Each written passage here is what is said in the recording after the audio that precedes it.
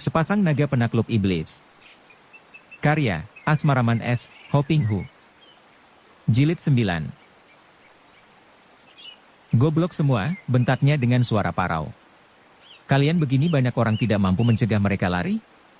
Ya Uban, engkau yang berjuluk Togan Liong, mana kelihayanmu yang kau banggakan itu? Dan kalian Hinan Siangmo, mana keampuhan golok kalian? Kyubue Moli, Jaihua Kongcu, dan ini 13 orang setan Weiho. Kalian semua juga hanyalah gentong-gentong nasi yang kosong belaka. Hayo jawab, mana pertanggungan jawab kalian? Kalau tidak jelas keterangan kalian, jangan salahkan aku kalau kedua tanganku ini bergerak mencabuti nyawa kalian yang tidak ada harganya itu. Kyubue Moli bermain mata dengan Jaihua Kongcu Luiteng. Mereka tersenyum-senyum dengan terbuka sehingga kelihatan oleh Heksim Lomo yang menjadi semakin marah. Keparat! Kalian berdua berani mempermainkan aku dan berani menertawakan aku, bentaknya, tangannya sudah gatal-gatal untuk menyerang dua orang pembantu yang biasanya menjadi orang-orang kepercayaannya itu. Melihat ini, Kyubue Moli menjadi pucat wajahnya dan cepat-cepat ia melangkah maju dan memberi hormat kepada Heksim Lomo. Biarpun ia sendiri dijuluki Moli, iblis betina, dan memiliki watak yang amat kejam, liar dan ganas, namun wanita ini amat takut kepada Heksim Lomo. Terhadap datuk yang satu ini ia memang mati kutu. Menggunakan ilmu kepandaian kalah jauh, mengandalkan kecantikan dan kegenitan tidak mempan. Ampun, Bengcu. Harap Bengcu menenangkan hati karena tidak percuma Bengcu mempunyai pembantu-pembantu seperti Kyubue Moli dan Jaihua Kongcu. Berkata demikian, dengan lagak bangga Kyubue Moli melirik ke kanan kiri. Yao Ban dan para pembantu lain terkejut mendengar ucapan itu dan mereka menduga-duga apa yang dimaksudkan oleh iblis betina itu, demikian beraninya bicara besar di depan Heksim Lomo, akan tetapi Heksim Lomo bukan seorang bodoh. Biarpun tadi dia marah besar mendengar betapa Tio Wai Han dan istrinya berhasil melarikan diri, bahkan seorang di antara dua tawanan, yaitu pemuda berpakaian putih yang amat lihai itu pun lolos. Kini mendengar ucapan Kyubue Moli, dia mengharapkan sesuatu yang menyenangkan. Katakanlah, Moli. Hasil baik apakah yang telah dilakukan olehmu dan Jaihua Kongcu? Dua orang pembantu utama itu menggerakkan tangan mengambil pedang mereka dari balik jubah dan melihat dua batang pedang itu, wajah Heksim Lomo menjadi cerah berseri. Tentu saja dia mengenal sepasang pedang naga yang dibuat oleh kakek Tio Wai Han, yang dibuat dari Kim San Leongcu itu. Kalau tadi dia marah besar adalah karena dia merasa kehilangan sepasang pedang pusaka itu. Kiranya kalian dapat menyelamatkan sepasang pedang itu, katanya gembira dan dia menerima sepasang pedang itu dari tangan dua orang pembantunya. Sambil mengamati kedua pedang itu setelah mencabut dari sarungnya dengan wajah gembira, Heksim Lomo lalu berkata kepada mereka semua, sekarang ceritakan apa yang telah terjadi dan bagaimana mereka itu sampai dapat lolos. Weiho Capsakui diwakili oleh Kuati bercerita, pagi hari itu, muncul kakek Tio Wai Han di dalam ruangan tahanan, katanya hendak menengok keadaan dua orang keponakannya yang menjadi tawanan. Ketika tiba di depan kamar tahanan itu, dia mengamuk mempergunakan sepasang pedang pusaka itu. Dua orang tawanan itu pun keluar dan mengamuk, dan kami berhasil menangkap kembali yang seorang ini. Dia menuding kepada Song Tek Hin yang masih duduk di atas lantai sambil memandang mereka semua dengan tersenyum mengejek. Sebagai seorang penonton yang penuh perhatian, Kyubue Moli melanjutkan, untung bahwa kami berdua segera datang menghadapi Tio Wai Han. Tentu saja kami berdua akan mampu menangkap kembali kakek itu kalau saja tidak ada pemuda berpakaian putih yang lihai itu. Dia keluar dari tempat tahanan dan dialah yang membantu kakek Tio Wai Han, bahkan dia pula yang melarikan kakek itu. Akan tetapi, kami telah berhasil melukai Tio Wai Han, luka parah, dan kami berdua berhasil pula merampas sepasang pedang pusaka ini dari tangannya. Heksim Lomo mengangguk-angguk. Memang pemuda itu lihai, lawannya hanyalah aku. Tidak aneh kalau kalian tidak mampu menandinginya. Akan tetapi syukur bahwa pedang-pedang ini dapat kalian rampas. Dan bagaimana dengan engkau, Togan Liong Yao Ban? Datuk Iblis itu menoleh kepada para pembantunya yang lain. Bukankah engkau dibantu oleh Hinan Siangmo? Engkau sudah mendengar sendiri. Bagaimanapun juga, Capsakui telah berhasil menangkap kembali seorang tawanan, sedangkan Moli dan Jaihua Kongcu telah berhasil merampas kembali sepasang pedang pusaka. Bagaimana dengan kalian bertiga? Wajah Yao Ban berubah agak kemerahan. Mata tunggalnya mencorong, tanda bahwa dia marah sekali kepada pihak musuh yang telah membuat dia tersudut dan harus mengecewakan pimpinannya. Maafkan kami, Beng Chu. Kami bertiga bertemu dengan istri Tio Wai Han. Kami merasa curiga dan menegurnya, akan tetapi tiba-tiba ia menyerang kami. Tentu kami akan mampu menangkapnya kembali kalau tidak ada gadis berpakaian hitam itu yang tiba-tiba muncul dan membantu nenek itu. Gadis berpakaian hitam. Kiukve Moli Perseru. Maksudmu Hekli Onkli. Benar, gadis yang pernah membuat engkau kewalahan itu, Molly, kata Yauban dengan senyum mengejek. Teruskan ceritamu, kata Heksim Lomo tidak sabar melihat dua orang pembantunya ini agaknya saling mengejek. Kami bertiga berhasil melukai istri Tio Wai Han, ia menderita luka parah dan tak mungkin dapat hidup lagi. Akan tetapi kami tidak dapat menawannya karena ia dilarikan oleh gadis berpakaian hitam itu. Heksim Lomo mengangguk-angguk. Dia tidak memusingkan lolosnya suami istri itu. Yang penting baginya adalah sepasang pedang itu yang kini telah terjatuh ke tangannya. Sudahlah, bagaimanapun juga, kita tidak rugi banyak. Sepasang pusakaku dapat kembali kepadaku, dan suami istri itu biarpun tidak tertangkap namun terluka parah. Juga masih ada keuntungan kita, Beng Chu, yaitu tertawanya kembali pemuda itu, kata Kuati pemimpin Wei Ho Cap Sakui untuk menonjolkan jasa mereka. Apakah kami boleh menyiksanya sampai mati untuk melampiaskan rasa penasaran Beng Chu dan kita semua? Heksim Lomo menoleh kepada Song Tek Hin. Pemuda ini tersenyum mengejek kepadanya. Kalian membunuh aku 1000 kali, aku tidak takut. Kalian telah menyiksa tunanganku sampai mati, telah membunuh calon mertuaku dan merampas Kim San Leong Chu. Kejahatan kalian bertumpuk-tumpuk, tak mungkin dapat terlepas dari hukuman Tuhan. Beng Chu, biar kusiksa dia, kata Kyubue Molly. Heksim Lomo tersenyum menyeringai kepada wanita iblis itu. Heh, akan kau hisap dia dulu sampai habis seperti seekor laba-laba menghisap korbannya, baru akan kau bunuh. Biar kusiksa dia sekarang juga di sini Beng Chu, kata pula Kuati. Heksim Lomo mengangkat tangannya. Bodoh. Orang-orang yang bijaksana seperti kita tidak melakukan perbuatan hanya menurutkan perasaan hati saja, akan tetapi harus memakai perhitungan. Apa untungnya kalau kita menyiksa dan membunuhnya? Seperti kanak-kanak saja. Tidak, dia masih ada gunanya untuk kita, setidaknya untuk aku. Masih ada gunanya?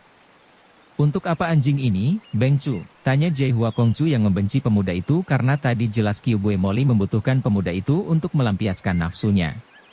Dia tidak merasa cemburu, karena bagaimanapun juga, seorang Jai Hua Ket seperti dia tentu saja tidak tergila-gila kepada seorang wanita keriputan seperti Kyubue Molly. Kalian ini kurang panjang akal. Memang sepasang pedang pusaka sudah berada di tanganku, akan tetapi apakah aku akan membiarkan saja 2 ekor anjing cilik itu, Hek Liong Li dan Tan Chin Hai, menghinaku dengan tindakan mereka yang berani menantangku? Mencari mereka bukan hal yang mudah, oleh karena itu satu-satunya jalan untuk dapat membalas hinaan mereka, untuk dapat menumpas mereka, adalah memancing mereka datang. Dan pemuda ini merupakan umpan yang baik sekali. Kalau mereka tahu bahwa dia ini masih hidup dan menjadi tawanan kita, pada suatu hari pasti 2 orang itu akan muncul dan tibalah kesempatan bagiku untuk menghantam mereka. Itu akal bagus sekali, Beng Chu. Biar aku yang menjaganya agar dia jangan sampai lolos, kata Kyubue Molly yang memandang pemuda itu seperti seekor kucing kelaparan melihat daging segar. Hoho, kalau kucing disuruh menjaga ikan, tentu akan digerogotinya sendiri sampai habis. Tiba-tiba Gans yang berseru sambil tertawa. Adik kembarnya ikut pula tertawa dan berkata, kalau engkau yang menjaga, Molly, umpan itu tentu akan menjadi busuk dan rusak sebelum ikan yang dipancing datang mendekatinya, haha. Semua orang tersenyum dan Kyubue Molly memandang kepada si kembar itu dengan sinar mata berkilat marah.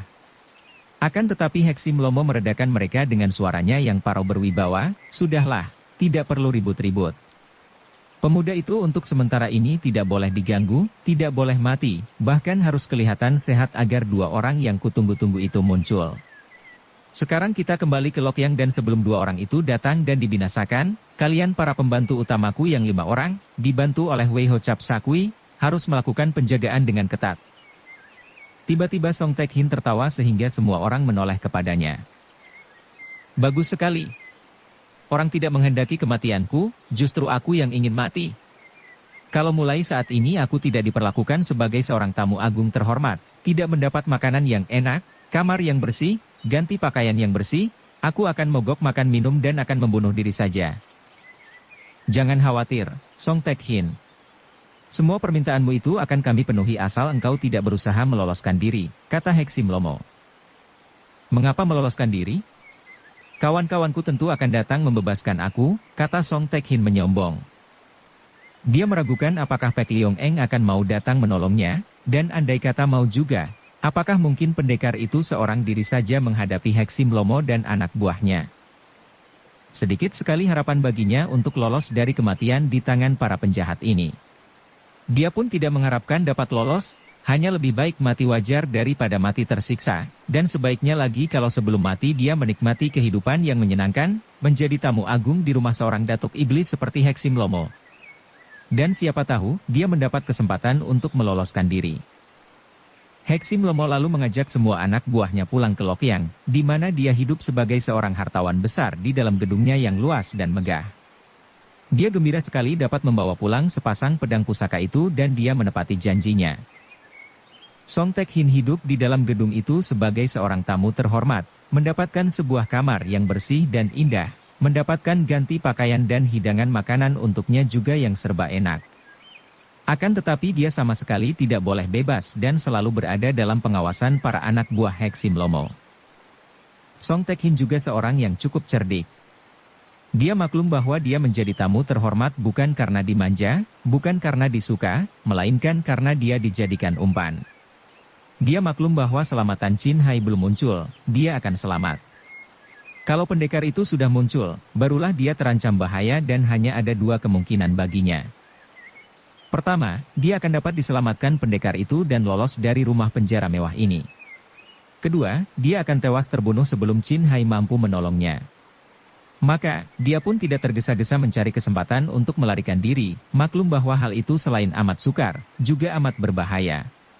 Sekali saja dia berusaha melarikan diri dan sampai tertangkap kembali, dia pasti akan dibunuh dengan siksaan.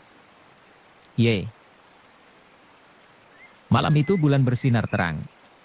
Kota Lokyang bermandikan sinar bulan dan sejak bulan muncul tadi, orang-orang berjalan-jalan dan keluar dari rumah masing-masing untuk menikmati malam terang bulan yang indah. Akan tetapi, hawa udara dingin sekali, tanda bahwa musim dingin sudah di ambang pintu. Saking dinginnya hawa udara, maka belum tengah malam orang-orang sudah masuk ke rumah masing-masing. Lebih nyaman di dalam rumah dengan perapian menghangatkan tubuh dan menikmati sinar bulan sambil memandang keluar jendela kaca saja. Malam itu memang indah, namun amat dingin dan karenanya sunyi sekali. Dari pintu gerbang sebelah barat kota Lokyang, berkelebat bayangan hitam yang gerakannya seperti seekor burung saja. Bayangan ini menyusup ke dalam bayangan-bayangan yang redup. Agaknya menghindari pertemuan dengan orang dan ia menghampiri sebuah rumah gedung besar yang berdiri di pinggir kota. Rumah gedung itu adalah tempat tinggal Heksim Lomo. Sejenak bayangan itu mengelilingi luar tembok dan setelah bayangan itu merasa yakin bahwa tidak ada orang melihatnya, sekali tubuhnya bergerak, ia telah melompat ke atas tembok dan melayang ke dalam. Bayangan hitam itu adalah Hek Leong Lilai Kim Chu. Wanita ini merasa penasaran sekali kalau belum dapat membasmi Heksim Lomo dan kawan-kawannya. Setelah malam tiba, ia memasuki kota Lokyang dari pintu barat dan langsung saja ia mengunjungi tempat tinggal datuk sesat itu. Liong Li memang seorang wanita yang amat tabah. Ia tahu siapa adanya Heksim Lomo, maklum bahwa seorang di antara Kiu Lomo atau 9 iblis tua yang turun ke dunia ramai dan membuat geger dunia persilatan itu, bukanlah seorang lawan yang boleh dipandang ringan. Dan ia pun dapat menduga bahwa di rumah datuk itu tentu terdapat pula para pembantunya yang pandai, di antaranya adalah Kiu Bue Moli yang masih terhitung sucinya atau kakak seperguruannya sendiri karena Kiu Bue Moli adalah murid keponakan dari gurunya. Akan tetapi, ia tidak takut. Apalagi sekarang di pinggangnya tergantung Hek Leong Kiam. Memang tepat dugaan Liong Li. Di rumah besar itu, selain Heksim Lomo sendiri, tinggal pula belasan orang pelayan wanita yang rata-rata muda, cantik dan pandai silat dan beberapa orang di antara mereka juga melayani majikan mereka sebagai selir-selir.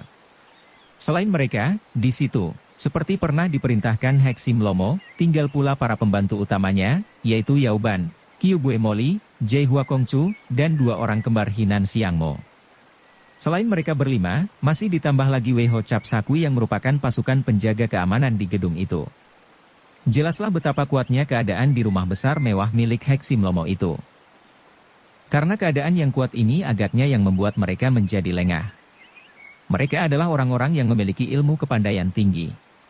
Baru Wei Ho Cap Sakui saja sudah merupakan 13 orang yang sukar dicari lawannya, apalagi 5 orang pembantu utama Heksim Lomo. Belum lagi diingat bahwa Heksim Lomo sendiri adalah seorang sakti yang agaknya tanpa dikawal atau dijaga pun takkan ada orang yang berani mengganggunya. Hanya orang gila sajalah yang akan berani mati mengganggu kediaman Datuk Iblis ini. Pendapat inilah yang membuat para pembantu Heksim Lomo menjadi lengah dan hanya melakukan penjagaan setengah hati saja, tidak bersungguh-sungguh. Pada malam yang dingin itu apalagi? Wei Ho Cap Sakui merasa malas untuk berjaga di luar, apalagi di dalam gardu penjagaan yang terbuka sehingga mereka tidak dapat berlindung terhadap serangan hawa udara yang amat dingin itu. Tentang keindahan sinar bulan di malam itu, bagi orang-orang seperti mereka, mana ada keindahan kecuali hal-hal yang menyenangkan mereka dan memuaskan nafsu-nafsu mereka? Sesungguhnya lah, hanya orang-orang yang wataknya jahat, atau orang-orang tak berperasaan, atau orang-orang yang condong berpenyakit jiwa sajalah yang tidak mampu lagi menikmati keindahan alam. Tidak mampu menikmati keindahan bentuk-bentuk dan warna-warna bunga, hijaunya rumput dan daun-daunan, indahnya burung-burung dan merdunya nyanyian mereka, nyamannya udara jernih di tempat sunyi, nikmatnya dendang air sungai dan segala keindahan alam yang luar biasa ini. 5 orang pembantu utama Heksim Lomo sudah sejak tadi memasuki kamar masing-masing. Jai Hua Kongcu Lui Teng berhasil menggandeng seorang di antara para pelayan wanita tuan rumah dan mengajaknya masuk ke dalam kamarnya. Qiu Buemoli yang merasa kesepian, meninggalkan kamarnya dan berkunjung ke kamar Song Tek Hin, untuk kesekian kalinya membujuk rayu pemuda itu yang tak pernah mau melayaninya. Untuk mempergunakan kekerasan, Qiu Buemoli tentu saja tidak berani, takut akan larangan Heksim Lomo.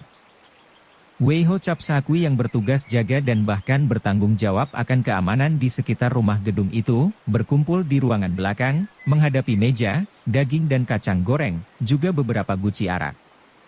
Mereka berusaha menghangatkan tubuh yang diserang hawa dingin itu dengan minum arak. 13 orang kasar ini sama sekali tidak tahu betapa ada sepasang mata yang jeli dan tajam mengintai dari balik jendela ke arah mereka. Kalau saja mereka tidak begitu lengah, tentu sebagai orang-orang yang berilmu tinggi, mereka akan menjadi penjaga-penjaga yang sukar ditembus penjagaan mereka. Orang yang mengintai dari balik jendela itu adalah Liong Li. Ia segera dapat menduga bahwa 13 orang kasar ini adalah anak buah Heksim Lomo. Biarpun ia tidak gentar menghadapi keroyokan 13 orang itu, akan tetapi Liong Li bersikap hati-hati. Ia ingin mencari Heksim Lomo lebih dulu dan ia ingin menyelidiki siapa saja yang berada di rumah itu dan yang akan menjadi lawannya. Setelah melihat betapa 13 orang itu makan minum dengan lahapnya, ia menyelinap pergi. Biarkan mereka itu minum sepuasnya sampai mabok makin mudah dibasminya nanti, pikirnya. Melihat sebuah kamar masih terang dan ada suara orang bicara di dalamnya, Liong Li menyelinap ke balik jendela kamar itu dan melubangi kertas jendela. Ia dapat melihat dengan jelas, dan dapat menangkap percakapan itu dengan jelas pula. Mula-mula, mukanya berubah merah karena muak dan marah melihat betapa wanita yang sudah dikenalnya, yaitu Qiu Buemoli, sedang duduk berhadapan dengan seorang pemuda tampan. Pemuda itu makan minum dan mereka duduk dihalangi meja makan. Wanita cabul itu nampak genit bukan main, dengan muka yang tebal oleh bedak, putih seperti tembok, mengingatkan Liong Li akan pemain wayang yang menghias mukanya seperti kedok. Dan wanita cabul itu bicara merengek-rengek, penuh bujuk rayu kepada pemuda yang kelihatannya tenang-tenang saja sambil makan paha ayam yang digerogotinya. Kelihatannya enak benar pemuda itu makan, sehingga di luar kehendaknya sendiri, Liong Li menelan ludah karena timbul seleranya. Orang Shisong yang tampan, kurang baik apakah kami di sini terhadap dirimu? Kami melayanimu, memberimu makan enak, pakaian yang baik, kamar yang bersih dan menyenangkan pula. Engkau dianggap sebagai seorang tamu terhormat. Bukankah aku juga selalu bersikap ramah kepadamu? Pemuda itu tersenyum dan dari tempat sembunyinya, Liong Li harus mengakui bahwa pemuda itu ganteng dan sikapnya tenang, sedikit pun tidak memperlihatkan rasa takut, akan tetapi jelas dia tidak tertarik oleh bujuk rayu si cabul moli. Molly, memang kuakui bahwa kalian bersikap baik. Akan tetapi itu hanya karena Heksim Lomo memegang janjinya kepadaku. Bukankah aku juga bersikap tidak melawan dan tidak pernah berusaha melarikan diri? Bukankah aku telah menjadi umpan yang amat baik? Hanya sayang, Molly, tidak ada ikan yang tertarik oleh umpan macam aku. Kami masih merasa yakin bahwa sekali waktu, Pekliong Eng Tan Chin Hai pasti akan muncul untuk menolongmu. Tek Hin, pemuda itu, tertawa.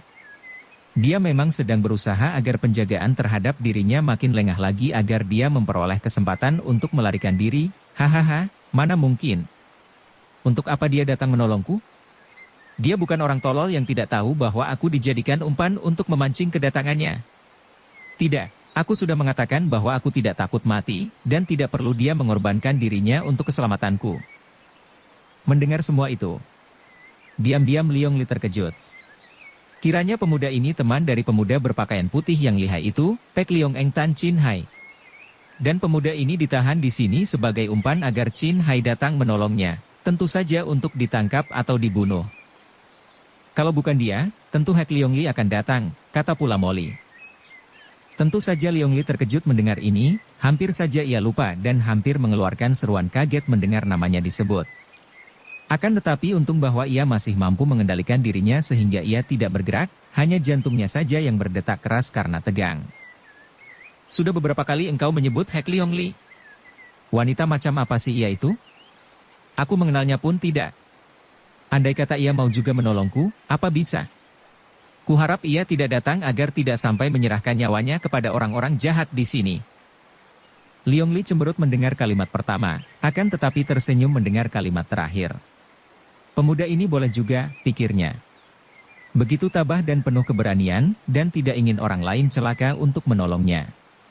Semangat seperti ini hanya dimiliki seorang pendekar. Akan tetapi kalau dia pendekar, mengapa mau menjadi tamu terhormat di rumah Heksim Lomo?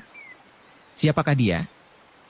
Kini ia melihat Kyubue Molly bangkit dan mengitari meja, menghampiri pemuda itu, Song Tek Hin, pemuda yang ganteng. Betapa rinduku kepadamu selama ini. Kalau engkau mau menyenangkan aku, semalam ini saja, besok pagi-pagi engkau sudah akan kubawa jauh meninggalkan tempat ini dan bebas. Wajah Liong Li kembali menjadi merah. Sungguh tak tahu malu, wanita hampir nenek-nenek itu membujuk rayu pemuda itu. Akan tetapi janjinya sungguh muluk, memberi kebebasan pada keesokan harinya. Akan maukah pemuda itu? Akan jatuhkah? Andai kata pemuda itu mau menerima ajakan Molly, ia tidak terlalu menyalahkannya karena imbalannya adalah kebebasan yang berarti mungkin juga keselamatan nyawanya. Akan tetapi, dengan penglihatannya yang awas dan berpengalaman, Liong Li dapat menduga bahwa kalau pemuda itu mau melayani hasrat kotor nenek itu, tentu dia akan tertipu dan tidak akan mungkin Molly berani membebaskannya. Semua itu hanya tipuan belaka, rayuan kosong. Hati Liong Li tertarik sekali. Dia seperti melihat sebuah sandiwara, dimainkan dua orang pemain yang ahli dan pandai. Dia seperti melihat seorang pemuda diuji ketahanan batinnya. 9 dari 10 orang pemuda tentu akan menuruti kemauan Molly, mengingat bahwa itu merupakan tebusan nyawa, tebusan kebebasan. Liong Li melihat betapa kedua tangan Molly telah merayap ke pundak kanan kiri pemuda itu, kedua lengan itu siap merangkul dan wanita itu sudah mendekatkan mukanya. Tiba-tiba pemuda itu menggerakkan tangan kanannya, menyambar ke arah muka Molly. Gerakan pemuda itu jelas menunjukkan bahwa dia mengerti ilmu silat, walaupun tidak terlalu tinggi. Molly terkejut dan hendak mengelak, akan tetapi mukanya terlampau dekat. Plak! Muka nenek itu telah kena ditampar, cukup keras sampai ujung bibirnya berdarah dan pipi yang kempot itu kini kelihatan merah bekas tangan si pemuda. Hampir saja Liong Li bersorak saking girangnya. Puas rasa hatinya melihat nenek itu ditampar pipinya, ingin ia bersorak dan bertepuk tangan. Nenek tak tahu malu. Tek Hin membentak sambil bangkit berdiri. Kau kira aku ini orang macam kamu yang tidak malu melakukan perbuatan hina apapun? Aku tidak sudi menuruti kemauanmu yang busuk dan kotor. Muka nenek itu sebentar pucat sebentar merah, sepasang matanya mengeluarkan sinar berkilat. Melihat ini, Liong Li sendiri diam-diam sudah siap-siap untuk menolong kalau pemuda itu akan dibunuh, hal yang sangat boleh jadi mengingat akan penghinaan hebat yang diterima nenek itu. Anjing kecil, keparat busuk, kau. Kau berani menamparku dan menghinaku, bentak Kyubue Molly, Tangannya gemetar karena sudah gatal-gatal ia hendak menjatuhkan tangan maut kepada pemuda itu. Selama hidupnya belum pernah ia menerima penghinaan seperti itu dari seorang pria. Kebanyakan pria tentu menuruti keinginannya, kalaupun ada yang menolak, maka penolakan itu dilakukan dengan takut-takut dan penuh hormat, bukan secara menghina seperti yang dilakukan Tek Hin, bahkan dengan menamparnya. Kubunuh kau. Kusiksa kau. Kyubue Moli mendesis-desis, kedua tangannya sudah gemetar, dari mulut yang mendesis itu keluar busa, mengerikan sekali sikapnya. Akan tetapi Tek Hin tersenyum saja, bukan senyum dibuat-buat, melainkan senyum penuh ketenangan dan kemenangan. Moli, apa gunanya engkau mengancam? Sejak dulu pun aku sudah siap menghadapi mati. Siapa takut mati? Mau bunuh, silakan, lakukanlah karena akhirnya engkau pun akan mampus di tangan Heksim Lomo. Nah, siksalah, hendak kulihat sampai di mana keberanianmu melanggar perintah dan larangan Lomo. Dukung channel Novel Silat dengan subscribe, follow, like, komen dan share. Wajah itu menjadi pucat. Sampai beberapa lamanya wanita itu berdiri seperti patung, tak tahu apa yang harus dilakukan, kemudian ia mendengus dan sekali meloncat ia sudah keluar dari dalam kamar itu melalui pintu dan membanting daun pintunya.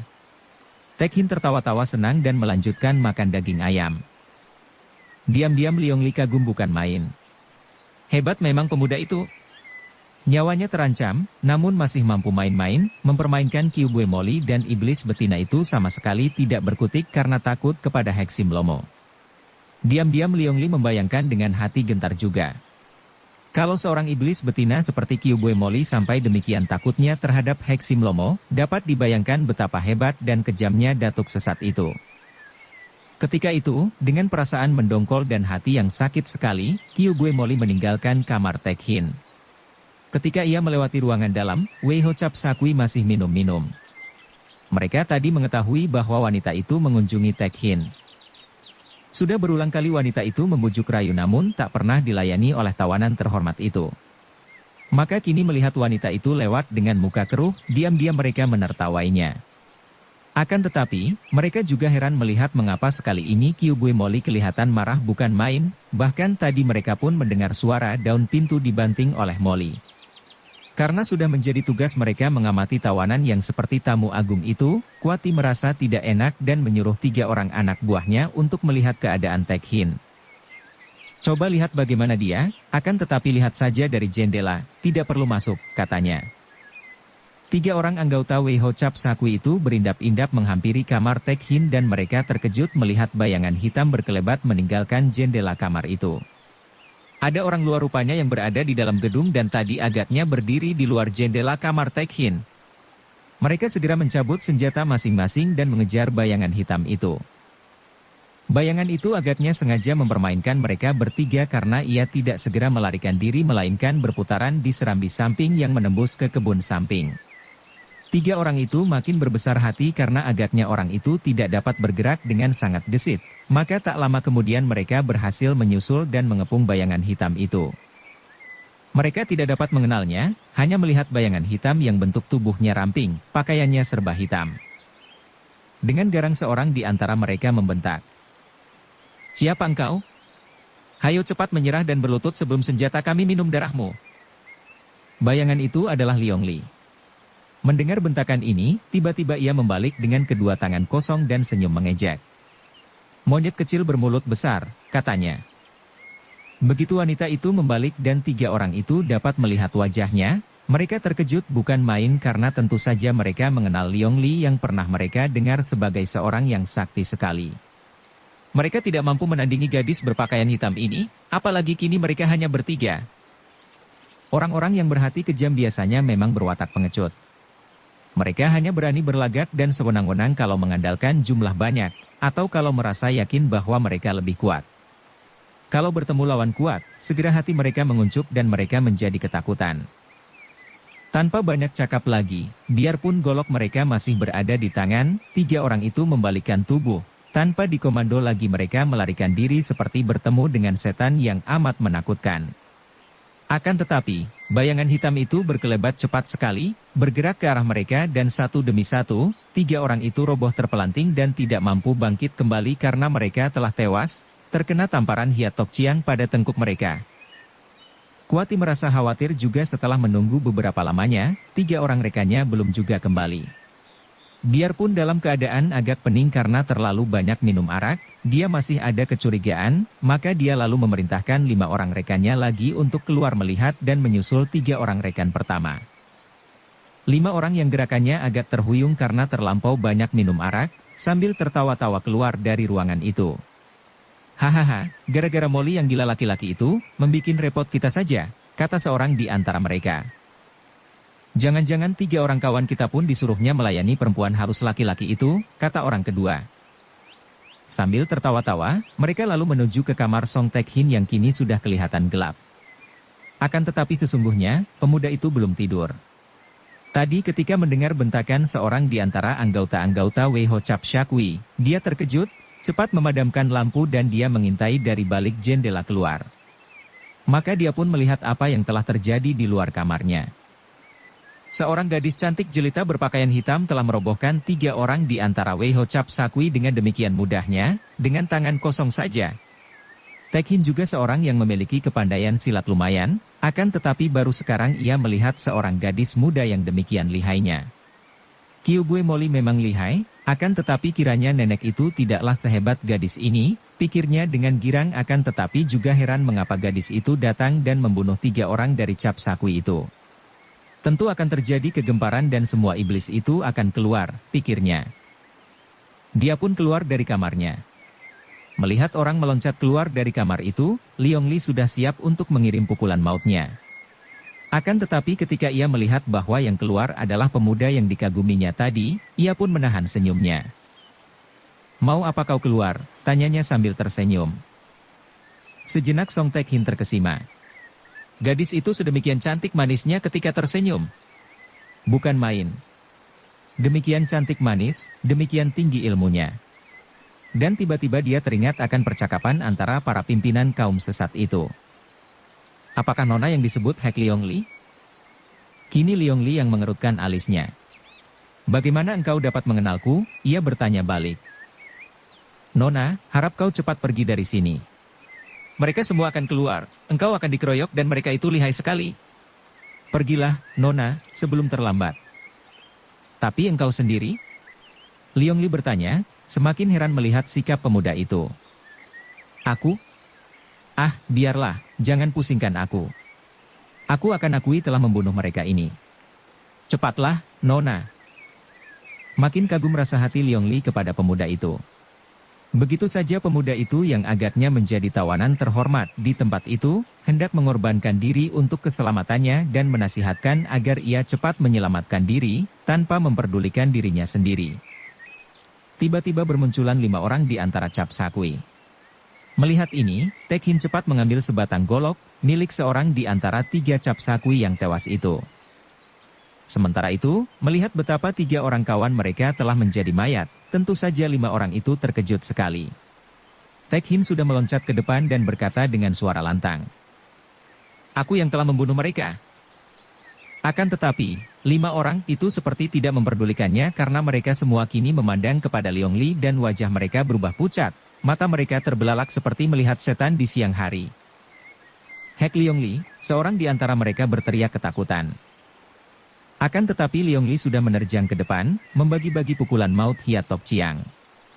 Melihat ini, Tek Hin juga memutar goloknya dan dia sudah bertanding mati-matian melawan seorang di antara 5 anggota Chap Shakwi itu.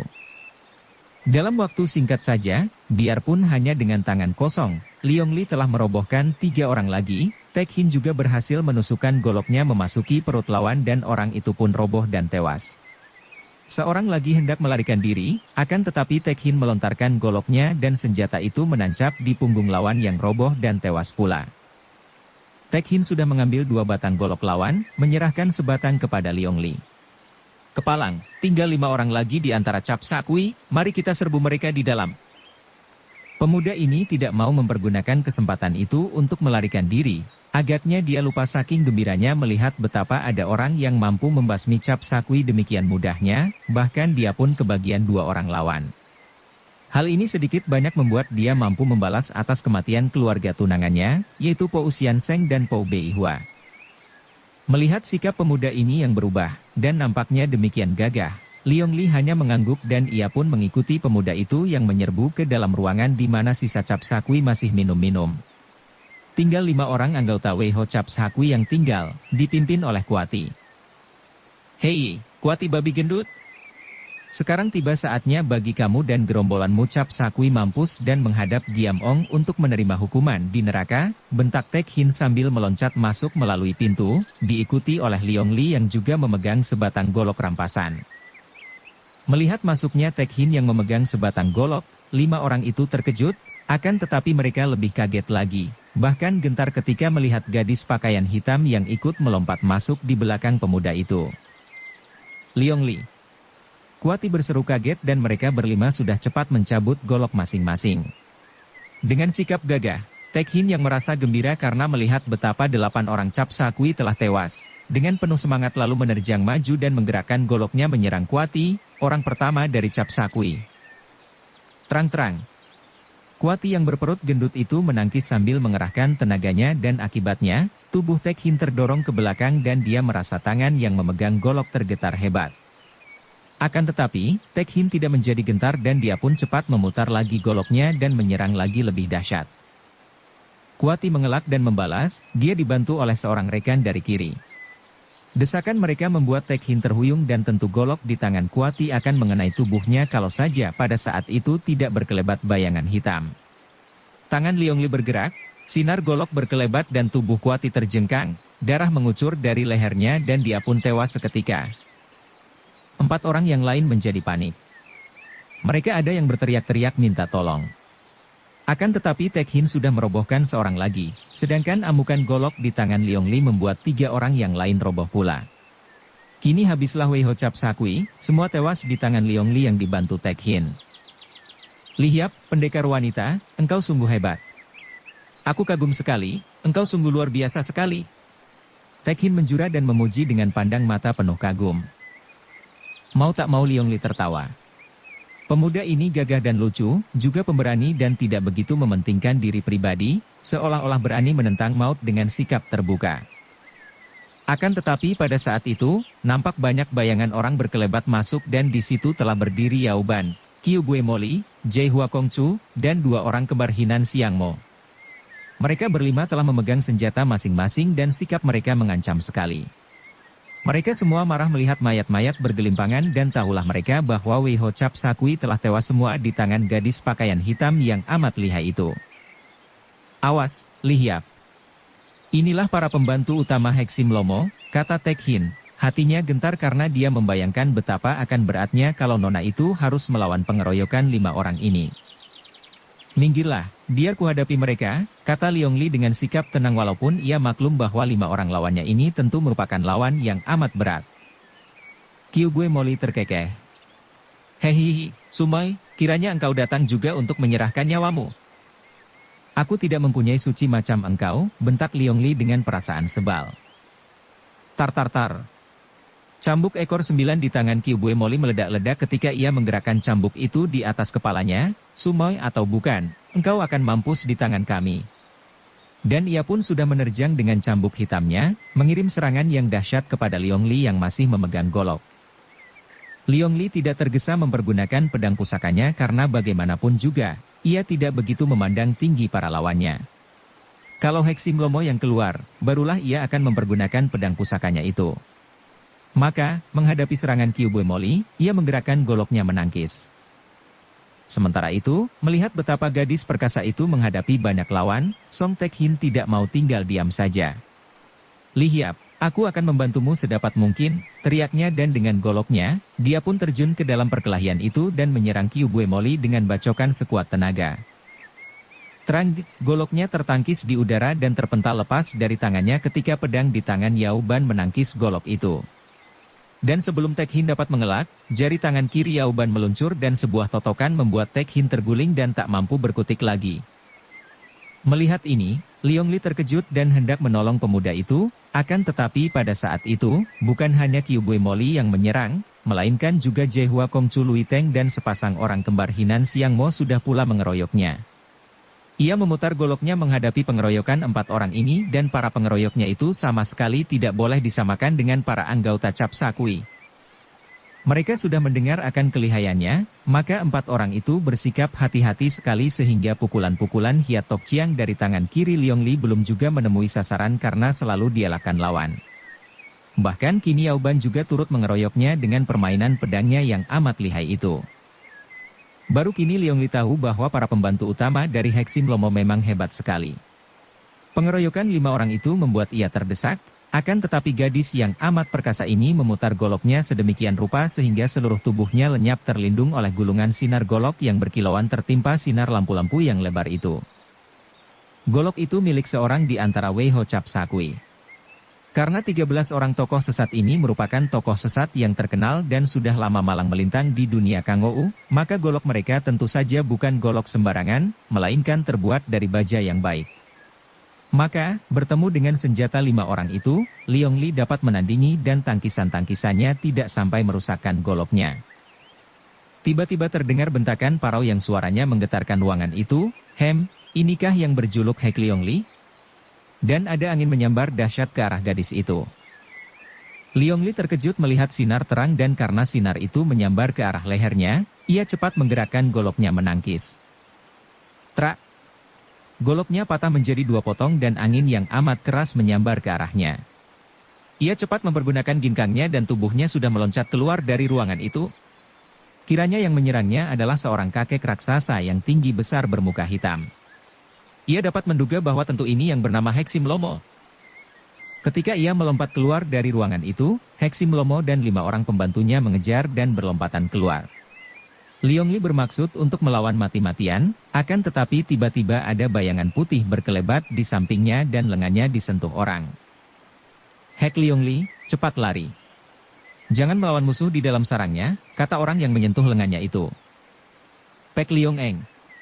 Liong Li berseru, agak marah melihat pemuda ini berani menghalanginya. Hus, nanti kita bicara. Mari kita pergi. Chin Hai sudah menangkap lengan kanan wanita itu yang tadinya hendak mencabut pedang, dan sekali meloncat, tubuh Chin Hai melesat jauh dan tubuh Liong Li terbawa loncat. Wanita itu mendongkol sekali, akan tetapi ia dapat melihat kebenaran ajakan untuk lari ini. Memang ia telah bersikap sembrono sekali. Pihak musuh amat kuat, dan ia tidak tahu siapa lagi yang berada di situ. Kalau ia dikeroyok banyak orang pandai di dalam sarang mereka, hal ini amatlah berbahaya. Maka ia pun melepaskan lengannya dan lari sendiri dengan cepatnya. Mereka berdua menghilang di telan kegelapan bayang-bayang pohon sehingga Heksim Lomo dan 5 orang pembantunya tidak dapat melakukan pengejaran. Pemuda pakaian putih itu pun muncul, kata Jaihua Kongcu dengan khawatir dan agak gemetar. Cap Sakui telah tewas semua di tangan Liong Li, kata Kyubue Moli dengan gemas. Sebaiknya Song Tek Hin itu dibunuh saja. Dia yang menjadi gara-gara sampai Cap Sakui tewas, kata Gan Siang, seorang dari Hinan Siang Mo. Kalian sungguh bodoh, kata Heksim Lomo. Kalau Cap Sakui mampus, hal itu adalah karena ketololan mereka sendiri, karena mereka telah lengah dan mabok-mabokan. Akan tetapi sungguh bodoh sekali kalau Song Tek Hin itu dibunuh. Dia tetap merupakan umpan yang baik. Bukankah 2 ekor ikan itu benar-benar muncul karena ada umpan pemuda itu? Malam ini mereka hanya dapat membunuh Cap Sakui, akan tetapi bukan itu tujuan mereka. Mereka pasti akan datang lagi untuk menolongnya, karena itu tidak boleh dibunuh. Belum waktunya dia dibunuh. Demikianlah, Tek Hin masih terlepas dari maut yang sudah mengancamnya dan kini dia disekap dalam kamar, diawasi dengan ketat oleh kelima pembantu utama Heksim Lomo. Walaupun dia masih diberi makan dan tidak disiksa, akan tetapi kaki tangannya dirantai dan dia tidak diperkenankan keluar dari kamarnya. Ye, engkau lancang sekali.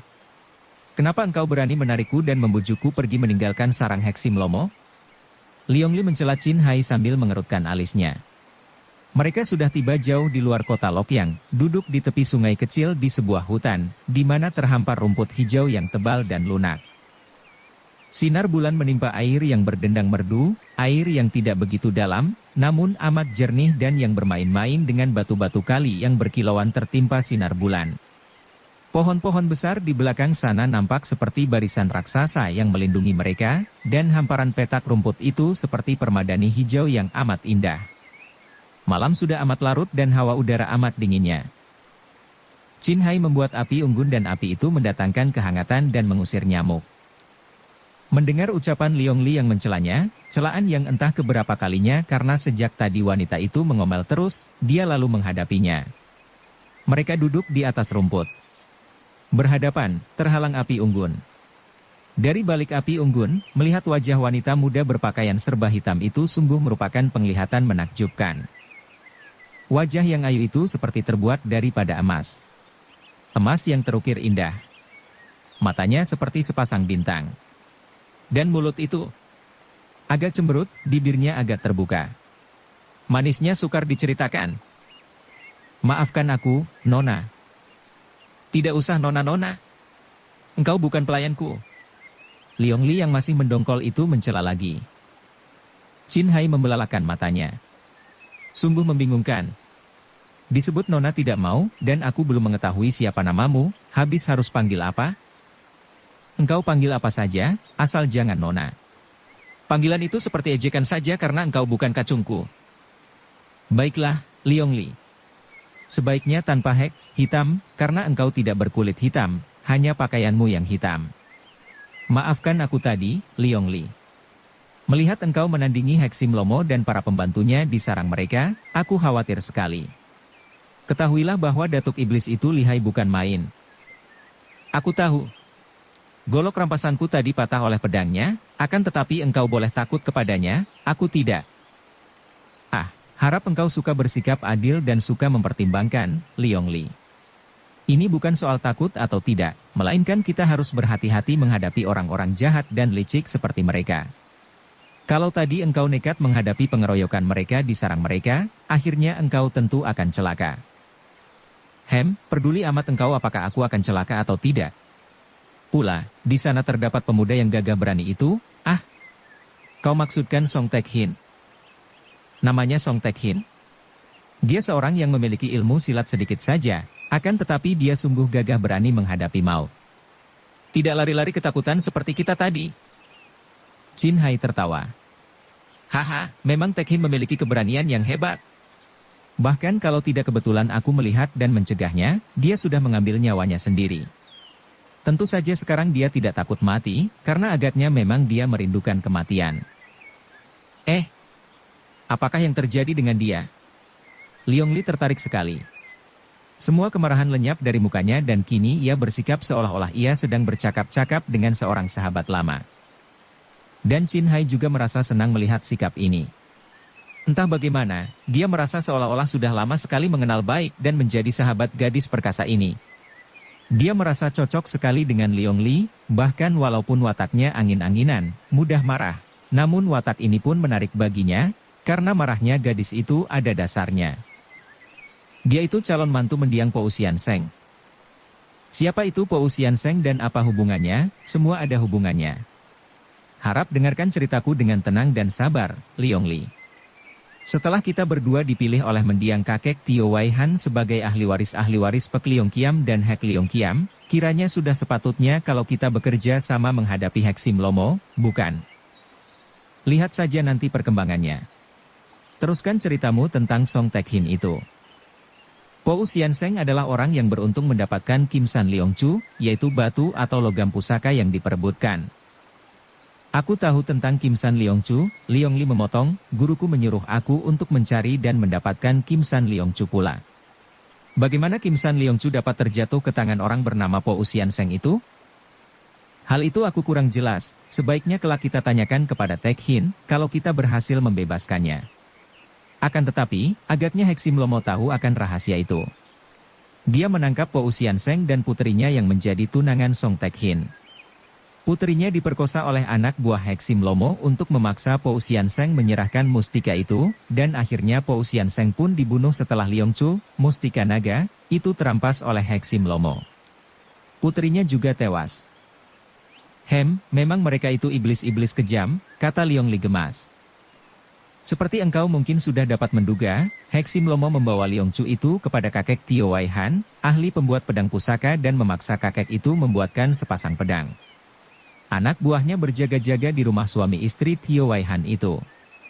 Akan tetapi seperti kita ketahui, agaknya mereka berdua tidak rela menyerahkan pedang-pedang pusaka kepada Heksim Lomo. Mereka melarikan diri dan bertemu dengan kita. Lalu bagaimana dengan pemuda itu? Wah, agaknya engkau tertarik sekali kepadanya. Chin Hai berseru. Dukung channel Novel Silat dengan subscribe, follow, like, komen dan share. Wanita itu menatap wajahnya dengan sinar mata tajam dan polos. Memang, aku tertarik kepadanya dan aku suka kepadanya. Dia pemberani, gagah, tidak mementingkan diri sendiri. Dan tampan. Ya, dan tampan, kata pula Liong Li dengan polos. Chin Hai tersenyum. Dia tidak cemburu atau iri hati, seolah-olah dia mendengarkan seorang adik perempuan memuji-muji seorang kawan pria saja. Aku bertemu dengan Song Tek Hin ketika dia hendak membunuh diri di depan kuburan kuno dari Kiang Sun Ong, karena dia merasa berduka telah kehilangan tunangannya, yaitu Pou Bei Hua yang tewas bersama ayahnya di tangan Heksim Lomo dan anak buahnya. Aku sempat mencegahnya dan menasihatinya, dan dia menurut, bahkan kami lalu pergi mengunjungi kakek Tio Wai Han. Sayang, kami berdua tertawan oleh para penjahat itu. Engkau? Tertawan? Aneh. Kukira kepandaianmu cukup untuk dapat membela diri dan tidak sampai tertawan. Mereka menangkap Tek Hin dan mengancam sehingga terpaksa aku menyerah dan ditawan bersama dia di dalam rumah mendiang kakek Tio Wai Han. Kemudian, kakek Tio muncul di pagi hari dan menyerahkan pedang Pek Liong Kiam ini kepadaku setelah dia terluka parah. Aku membawanya lari, terpaksa meninggalkan Tek Hin yang kembali mereka tawan. Dan engkau bertemu dengan aku yang menyelamatkan istri kakek Tio itu, dan agaknya Tek Hin lalu dibawa ke sini oleh Heksim Lomo dan anak buahnya. Begitulah, Liong Li, kata Chin Hai sambil menambahkan kayu pada api unggun. Tentu saja aku tidak dapat membiarkan dia menjadi tawanan, maka aku memang sudah mempunyai niat untuk mencoba membebaskannya sambil menentang Heksim Lomo dan kawan-kawannya. Akan tetapi, engkau mendahului dan aku membayangimu dari jauh. Aku melihat betapa engkau telah menewaskan Cap Sakui, sungguh hebat sekali engkau, Liong Li. Setidaknya, kini kekuatan mereka berkurang. Menerima pujian itu, kembali Liong Li merasa jantungnya berdebar. Ini aneh, pikirnya. Banyak sudah ia menerima pujian pria, baik untuk kecantikannya maupun untuk kelihayannya, dan setiap kali menerima pujian, ia merasa jemu dan bahkan dengan senyum mengejek. Ia tahu betapa pria memang paling pandai memuji dan suka mengobrol pujian, tentu saja dengan maksud untuk merayu kaum wanita. Akan tetapi, pujian yang keluar dari mulut Chin Hai ini tidak dianggapnya sebagai rayuan, bahkan berarti besar. Hal ini adalah karena ia tahu benar bahwa kepandaian pemuda ini tidak berada di sebelah bawah tingkatnya. Sejenak mereka saling pandang dari atas api unggun dan jelas nampak betapa masing-masing saling pandang dengan sinar mata penuh kekaguman. Kalau engkau tahu bahwa kekuatan mereka berkurang, kenapa engkau mengajak aku lari seperti dua orang anak kecil takut menghadapi setan-setan? Kenapa kita tidak menyerbu saja dan membasmi mereka malam tadi? Aku sudah pernah menjadi tahanan mereka, akan tetapi ketika itu aku ditahan di dalam rumah kakek Tio Wai Han yang bersahaja. Kini, mereka berada di dalam sarang mereka sendiri. Orang-orang seperti mereka yang amat kejam dan jahat, tentu juga amat curang dan licik. Dalam sarang itu tentu dipasangi banyak alat-alat rahasia dan jebakan-jebakan yang berbahaya. Hal itu amat membahayakan keadaan kita sendiri. Apakah tidak membahayakan keselamatan Song Tek Hin? Chin Hai tersenyum. Jangan khawatirkan dia. Kalau memang para iblis itu menghendaki nyawanya, apa sukarnya bagi mereka untuk membunuhnya? Memang begitulah keadaannya yang kadang-kadang amat membingungkan. Orang yang ingin mati, tidak juga menemui kematiannya, sebaliknya orang yang tidak ingin mati, sekali waktu tiba-tiba saja mati. Kalau orang macam Heksim Lomo tidak segera membunuh Tek Hin dan menahannya, maka hal itu hanya berarti bahwa Datuk Iblis itu masih membutuhkan Tek Hin hidup-hidup. Dan agaknya aku mengetahui mengapa mereka belum juga membunuhnya, dan sekarang pun kita tidak perlu khawatir dia akan dibunuh tidak secepat itu. Omonganmu masuk di akal. Akan tetapi apa yang menyebabkan Heksim Lomo tidak segera membunuhnya? Untuk memancing kedatanganku. Belum tentu hanya itu, juga memancing kedatanganku, kata Liong Li tidak mau kalah. Apakah mereka juga mengenalmu sebagai lawan? Sebelum malam ini, aku pernah bentrok dengan mereka, juga aku telah membunuh Toatu Ngohou anak buah mereka, membunuh pula Tiat Pi Hekwan. Heksim Lomo tentu amat membenciku. Dan sekarang engkau membunuh pula Wei Ho Cap Shakwi. Hebat, engkau memang hebat, Liong Li. Aku kagum padamu, dan tentu Tek Hin akan merasa girang sekali mendengar bahwa engkau yang membunuh Tiat Pi Hekwan, karena penjahat itulah yang memperkosa tunangannya sampai mati. Liong Li termenung. Betapa banyaknya manusia yang baik hidup menderita di dunia ini. Ia teringat akan keadaan hidupnya sendiri. Ia tidak merasa bahwa ia seorang manusia yang baik, akan tetapi setidaknya ia tidak pernah melakukan perbuatan jahat, sampai tiba perubahan hebat pada dirinya semenjak ia secara terpaksa menjadi selir Pangeran Choan Siuong. Ia memandang kepada Chin Hai, diam-diam ia ingin sekali mendengar bagaimana riwayat pendekar muda berpakaian putih ini. Apakah juga pernah menderita sengsara seperti ia dan juga seperti Tek Hin? Akan tetapi untuk menanyakan hal itu, ia merasa risiko. Sekarang, setelah kita melarikan diri dari sana, lalu apa yang akan kita lakukan? Kita menghadapi Heksim Lomo dan kawan-kawannya di luar sarang mereka, agar tidak ada bahaya perangkap dengan alat rahasia. Bagaimana kita dapat memancing mereka keluar? Kita tidak memancing mereka, melainkan menantang. Terang-terangan kita tantang Heksim Lomo untuk mengadu kepandaian di suatu tempat terbuka. Aku yakin seorang datuk iblis seperti dia memiliki watak yang angkuh dan tentu dia merasa malu kalau tidak menerima tantangan kita orang-orang muda. Liong Li mengangguk-angguk, baik, kau lakukan saja hal itu. Akan tetapi kalau tidak berhasil besok dia keluar memenuhi tantangan kita, aku akan menyerbu ke sana seorang diri. Chin Hai tersenyum. Harap jangan tergesa-gesa. Berilah waktu sampai 2 hari. Aku mengundang dia dengan surat tantangan besok agar besok lusa dia suka datang ke tempat ini, lusa jam 9 pagi untuk memenuhi tantangan kita. Kalau lusa dia tidak datang, barulah kita menyerbu ke sana. Kita? Tentu saja, Liong Li. Kita berdua sudah sama-sama terjun ke dalam urusan ini, sama-sama basah. Apakah engkau tidak sudi bekerja sama dengan aku? Beberapa lamanya mereka saling pandang. Api unggun sudah padam, akan tetapi mereka tidak memerlukannya lagi karena sinar matahari pagi sudah mulai mengusir sisa kegelapan malam. Mengingat bahwa kita berdua adalah ahli waris sepasang pedang naga, baiklah, aku mau bekerja sama. Akan tetapi aku tidak mau menjadi anak buahmu yang harus mentaati semua perintahmu. Begitukah?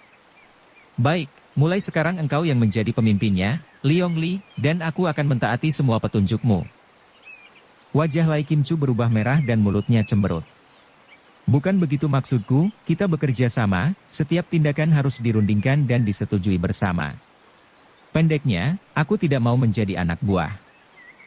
Aku tidak berkeberatan untuk menjadi anak buah, jawab Chin Hai, biar engkau yang menjadi bapak buah. Maksudku ibu buah, Sudahlah, aku setuju dengan maksudmu mengirim surat tantangan tadi. Bagaimana engkau hendak melakukannya? Akan kutulis sebuah surat tantangan berbunyi begini. Hek Liong Li dan Pek Liong Eng menantang Heksim Lomo untuk mengadu ilmu. Kalau berani, agar datang di petak rumput tepi sungai dalam hutan sebelah timur kota, besok pagi jam 9 pagi. Kami tunggu. Liong Li mengangguk-angguk. Baik, kalau begitu, aku mau pergi dulu dan besok lusa pagi aku datang ke sini. Nanti dulu, Liong Li, masih ada siasat lain yang perlu kubicarakan denganmu. Liong Li yang tadinya sudah bangkit berdiri, terpaksa duduk kembali dan memandang wajah pemuda itu dengan tajam penuh selidik. Siasat apa lagi? Liong Li, engkau tentu tahu bahwa orang semacam Heksim Lomo adalah lawan yang tangguh sekali, selain tinggi ilmu silatnya, juga tentu licik dan curang. Dia menawan Tek Hin, tentu akan mempergunakan pemuda itu, selain untuk memancing kami, juga mungkin sekali dia hendak mempergunakan dia sebagai sandera untuk memaksa kita menyerah. Oleh karena itu, akan lebih baik kalau kita setelah mengirim surat tantangan, berusaha untuk membebaskan Tek Hin lebih dulu. Caranya? Tanya Liong Li sambil mengelus-elus dagunya. Diam-diam Chin Hai amat tertarik. Wanita cantik ini kadang-kadang lucu, mengelus dagu seperti kebiasaan banyak pria kalau sedang berpikir. Padahal dagu itu halus mulus, sama sekali tidak ada jenggotnya. Caranya? Kita bekerja sama, maka kuserahkan padamu bagaimana baiknya untuk dapat membebaskan Tek Hin sebelum gerombolan penjahat itu memenuhi undangan kita. Liong Li merasa bahwa ia sedang diuji kecerdikannya oleh Pek Liong Eng, maka ia pun berpikir keras dan mengambil keputusan untuk memaksakan siasat yang sedang dirancangnya itu. Ada 10 menit ia mengerutkan alis dan termenung itu, dan diam-diam Chin Hai mengerling dan mengamatinya dengan hati tertarik. "Ah, sudah kudapatkan," tiba-tiba wanita itu berseru dan wajahnya berseri. "Bagus, bentangkan rencanamu, Liong Li," kata Chin Hai, ikut gembira. "Kalau kita malam ini atau malam besok menyerbu untuk menolong Tek Hin, hal itu tentu tidak ada gunanya karena kita sudah mengirim tantangan memancing mereka keluar dari sarang. Lalu bagaimana kita dapat membebaskan Tek Hin sebelum mereka keluar memenuhi tantangan kita? Hanya ada satu jalan." Liong Li memandang Chin Hai dan keduanya saling pandang seperti hendak menjenguk isi hati masing-masing. Chin Hai juga sudah mempunyai rencana dan memang tepat seperti dikatakan Liong Li tadi. Hanya ada satu jalan, dan dia ingin sekali tahu apakah jalan pikiran mereka sama. "Nanti dulu, Liong Li. Tunggu aku tuliskan dulu rencanaku, kemudian disesuaikan dengan rencanamu dan kita rundingkan sematangnya." Chin Hai cepat mengeluarkan alat tulis yang berupa daun lebar saja yang dipetiknya dari pohon dan sebatang kayu kecil runcing untuk menulis. Dicoret-coretnya di atas beberapa helai daun, kemudian setelah selesai, dia menelungkupkan daun-daun itu dan berkata lagi, "Nah, sekarang katakanlah bagaimana jalan satu-satunya yang hendak kau tempuh untuk menolong Tek Hin. Kita tidak mungkin menolong Tek Hin keluar dari sarang itu selama Heksim Lomo dan kawan-kawannya berada di sana. Kita lihat saja. Kalau lusa dia bawa Tek Hin keluar untuk menyambut tantangan kita, seorang di antara kita serbu Heksim Lomo dan seorang lagi cepat membebaskan Tek Hin. Kalau mereka meninggalkan Tek Hin di sarang mereka, begitu mereka keluar untuk menyambut tantangan kita menyelundup dulu ke dalam dan membebaskannya, baru kita mengejar gerombolan itu." Chin Hai tersenyum. Hatinya gembira sekali, gembira dan juga kagum. Ternyata jalan pikiran mereka sama. Sungguh senang sekali bekerja sama dengan wanita yang cantik, manis dan cerdik ini. Kenapa kau senyum-senyum?" Chin Hai menyerahkan tumpukan daun yang ditulisnya tadi kepada Liong Li. "Kau bacalah sendiri." Liong Li membaca. Coretan-coretan itu cukup jelas, dan alisnya berkerut ketika ia membaca. Kalau mereka membawa Tek Hin, kita serbu di perjalanan, kalau mereka meninggalkannya, kita bebaskan Tek Hin selagi mereka keluar memenuhi tantangan kita. "Hei, kau menjiplak saja rencanaku, ya?" "Ai, Liong Li, bagaimana aku menjiplak kalau aku yang lebih dulu menuliskannya di atas daun-daun ini? Apakah engkau tadi melihat aku coret-coret dan dapat membaca dari gerakanku?" Tan Chin Hai. Liong Li meloncat berdiri dan alisnya terangkat, matanya terbelalak marah. "Kau menuduh aku menjiplakmu? Hei, laki-laki yang lancang mulut." Chin Hai terkejut. Sungguh sukar diduga sebelumnya watak wanita ini, pikirnya. Tiada hujan tiada angin, seperti kilat dan guntur menyambar-nyambar begitu saja. Cepat dia bangkit berdiri. "Ai, Liong Li, bagaimana aku menjiplak kalau aku yang lebih dulu menuliskannya di atas daun-daun ini? Apakah engkau tadi melihat aku coret-coret dan dapat membaca dari gerakanku?" Tan Chin Hai. "Maaf, Liong Li. Aku hanya ingin bergurau. Tentu saja engkau tidak menjiplaknya, seperti aku pun tidak menjiplak darimu. Ternyata jalan pikiran kita sama dan ini berarti bahwa memang kita cocok untuk saling kerja sama. Selanjutnya, bagaimana baiknya rencana ini dilaksanakan, terserah kepadamu." Rasa panas di dada Liong Li menjadi dingin kembali. Wataknya memang pemarah semenjak ia menjadi Liong Li, akan tetapi kesadarannya selalu membuat ia mudah melihat persoalan dan ia pun tahu bahwa pemuda itu tidak sengaja menuduhnya menjiplak. "Sudahlah, sebaiknya kau berhati-hati kalau bicara. Ingat, di antara kita belum ada yang kalah atau menang, maka sekali waktu ingin aku menguji kepandaian kita." "Wah, lupa lagi kau, Liong Li. Aku pernah terkena pukulanmu, tangan kirimu yang membuat aku panas dingin dan keracunan. Itu belum berarti aku menang. Sudah, mari kita rundingkan dari mana kita dapat mengintai sebaiknya. Tentu mereka akan melalui pintu gerbang sebelah timur, kita mencari tempat persembunyian yang baik di luar pintu gerbang." Mereka lalu duduk lagi. Kini api unggun telah padam, dan mereka merundingkan siasat mereka untuk mengirim tantangan dan untuk mengintai rombongan musuh itu kalau mereka keluar esok lusa pagi. Ye! Bayangan yang tubuhnya ramping itu bergerak dengan gesitnya, meloncati pagar tembok bangunan rumah Heksim Lomo. Di punggungnya tergantung sepasang pedang dan ketika bulan menyinari mukanya, nampaklah wajah seorang gadis yang manis, dengan pakaian serba hijau dan matanya bersinar terang ketika ia melompat ke sebelah dalam dan memandang ke kanan kiri penuh selidik. Agaknya ia pun maklum bahwa ia berada di sarang harimau ganas, maka ia mencabut siang kiam, sepasang pedang, dari punggungnya, lalu melangkah maju berindap-indap menghampiri bangunan gedung yang besar itu. Ia tidak tahu sama sekali bahwa sejak ia muncul di luar tembok pagar bangunan itu, semua gerak-geriknya telah diikuti oleh pandang mata beberapa orang yang mengintai dari dalam gedung. Karena baru saja menderita kerugian besar dengan terbunuhnya Wei Ho Cap Sakui, dan tahu bahwa di luar terdapat 2 orang musuh yang amat lihai, maka Heksim Lomo dan para pembantunya bersikap hati-hati sekali. Mereka tidak pernah lengah melakukan penjagaan secara bergiliran dan pada malam hari itu, tentu saja mereka yang rata-rata memiliki ilmu kepandaian tinggi itu dapat melihat gerak-gerik bayangan berpakaian hijau yang melompati pagar tembok. Malam itu yang melakukan giliran berjaga malam adalah Jaihua Kongcu Lui Teng dan Yao Ban. Mereka berdua bersama belasan orang penjaga yang menjadi anak buah mereka, mengintai dan mengamati gerak-gerik bayangan berbaju hijau itu. Ketika mereka melihat bahwa bayangan itu adalah seorang gadis, tadinya mereka terkejut dan mengira bahwa yang muncul adalah Liong Li. Akan tetapi ketika sinar bulan menimpa wajah gadis itu dan mereka melihat bahwa gadis itu bukan Liong Li, hati kedua orang jagoan ini menjadi besar. Apalagi Jaihua Kongcu Lui Teng, ketika melihat gadis manis itu, dia tersenyum dan berbisik kepada Yao Ban. "Yao Toako, serahkan saja gadis itu kepadaku. Aku akan menangkapnya." Yao Ban mengerutkan alisnya. Dia sudah mengenal benar watak Jaihua Kongcu ini, seorang pemuda yang gila perempuan dan tidak pernah mau melepaskan seorang gadis cantik begitu saja tanpa mengganggunya. Ingat, kita sedang menghadapi ancaman musuh yang lihai. Jangan pandang rendah gadis ini, dan setelah berhasil menangkapnya, jangan sekali-kali mengganggunya sebelum membawanya menghadap Beng Chu agar ia diperiksa apa maksudnya datang ke sini. Siapa tahu ia adalah teman dari Liong Li atau pemuda baju putih itu. Jaihua Kongcu tersenyum. "Aku mengerti, Toako. Akan kutangkap ia dan kubawa ke depan Beng Chu, kemudian kalau Beng Chu menyerahkan ia kepadaku, Matanya berkejap penuh arti, kemudian sambil menyeringai, Lui Teng berkelebat lenyap di dalam gelap untuk mencari gadis yang sudah masuk ke dalam pekarangan tadi. Yao Ban tidak tinggal diam. Bersama anak buah dia pun lalu membayangi, setelah berpesan kepada para penjaga lainnya agar tidak lengah dan tetap melakukan penjagaan ketat.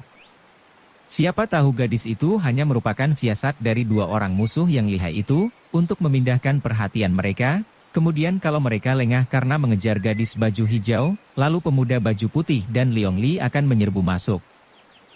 Gadis baju hijau itu memang manis sekali wajahnya, dan kulit muka dan lehernya nampak putih mulus di balik pakaiannya yang serba hijau.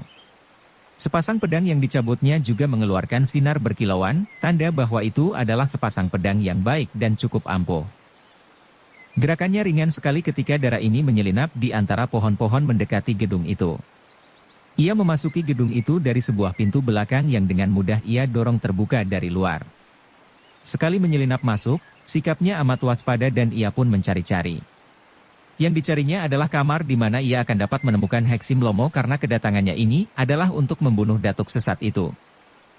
Dengan berindap-indap gadis baju hijau itu mengintai dari jendela sebuah kamar. Ia melihat seorang pemuda tampan duduk menghadapi meja dan sedang membaca buku di bawah sinar 3 batang lilin. Ia dapat melihat wajah pemuda itu dengan jelas dan sepasang mata yang jeli itu terbelalak penuh kaget dan keheranan.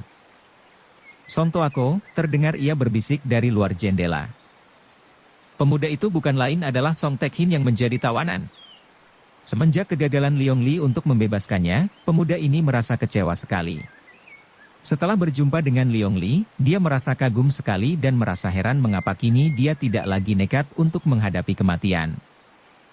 Kehidupan yang tadinya terasa kosong setelah kematian tunangannya, yaitu Po Bei Hua, yang membuat dia tidak kerasan lagi hidup di dunia, kini berubah. Kehidupan itu berarti kembali. Dia tahu bahwa dia telah jatuh cinta kepada pendekar wanita yang amat perkasa itu, pendekar yang dengan beraninya menyerbu dan menentang Heksim Lomo dan berusaha untuk membebaskannya. Sayang sekali bahwa gadis itu gagal dan terpaksa melarikan diri bersama Chin Hai, sedangkan dia tertawan kembali. Untungnya, Heksim Lomo masih mempergunakan dia sebagai umpan dan tidak membunuhnya. Untuk melenyapkan kekesalan hatinya, dia membaca buku yang memang disediakan oleh tuan rumah untuk dia melewatkan waktu menganggur, Song Toako. Song Tek-hin terkejut. Tadi dia sudah mendengar bisikan itu akan tetapi karena perhatiannya tercurah kepada bacaannya, dia tidak memperhatikan dan mengira bahwa dia salah dengar. Akan tetapi sekali ini dia menoleh ke arah jendela dan wajahnya berseri, matanya memandang penuh harapan. Liong Li datang lagi. Datang lagi untuk membebaskannya, pikirnya. Liong Li, bisiknya kembali dan cepat dia membuka daun jendela dengan hati-hati sekali. Akan tetapi, wajah yang dilihatnya di luar jendela sama sekali bukan wajah Liong Li, walaupun wajah itu juga manis dan menarik sekali. Ah, engkau. Su Honging, dalam suaranya terkandung keheranan, kekagetan juga kekecewaan karena yang muncul bukan Liong Li yang amat diharapkan dan dirindukan. Su Honging ini adalah saudara misan dari mendiang Po Bei Hua, masih keponakan dari ibu tunangannya itu dan Su Honging menjadi murid dari perguruan silat Bu Tongpai yang amat terkenal pula. Ilmu silat gadis baju hijau ini sudah lumayan tingginya, seimbang dengan tingkat kepandaian Song Tek-hin. Tek-hin mengenal Honging karena pernah gadis ini datang dan tinggal untuk beberapa bulan lamanya di rumah mendiang Po Usian Seng dan sempat diperkenalkan kepadanya oleh mendiang Po Bei Hua, tunangannya. Sekali melompat, Honging telah melompati jendela dan telah berada di dalam. Song Toako, bagaimana engkau dapat berada di sini, bisiknya, dan melihat pemuda itu tidak terbelenggu, sama sekali bukan sebagai tahanan bahkan kamarnya pun cukup bagus, ia lalu mengerutkan alisnya. Ah, Toako, sungguh aku tidak mengerti. Mereka telah membunuh paman dan membunuh adik Bei Hua, dan engkau malah agaknya menjadi sahabat para penjahat itu? Sungguh tak kusangka. Hus, Ingmoy, jangan kau bicara begitu. Engkau tidak tahu, aku di sini sebagai tawanan, sebagai umpan agar dua orang pendekar yang menjadi musuh mereka datang untuk mencoba membebaskan aku, tidak tahunya engkau malah yang muncul. Honging, lekas engkau pergi dari sini selagi masih ada kesempatan. Cepat, mereka itu lihai sekali. Engkau dan aku bukanlah lawan mereka. Pergilah, Ingmoy. Bersambung ke jilid 10. Dukung kami dengan subscribe, follow, like, komen dan share. Terima kasih.